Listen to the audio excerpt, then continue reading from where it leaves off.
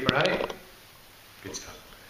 Okay then, the camera, the studio camera is a Canon EOS 550D. To use it in the studio with the studio flash, we'd start off by setting it up before we did anything else.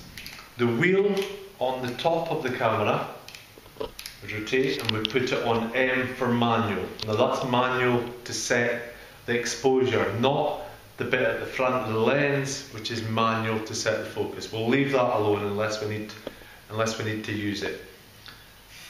Now that's set there. Then into the menu, which is the top left hand button at the back of the camera, and we need to go through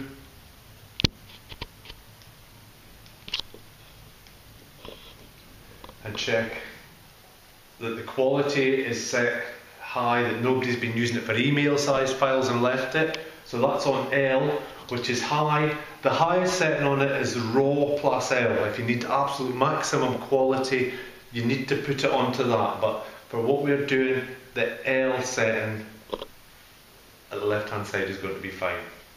Okay. The ISO setting, which is like old film speed settings on the camera, there's an ISO button on top of the camera, just behind the button for taking the photos. Push that and then use back or forward, up or down arrows to change it if need be. 100 and then set. So it's set on 100, it's on manual.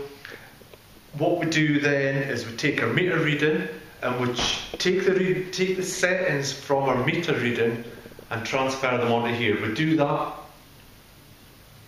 The shutter speed is going to be,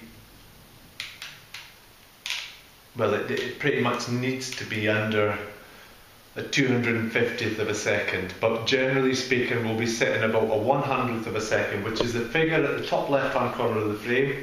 If we want to change the aperture, so it changes how much light is allowed through the lens,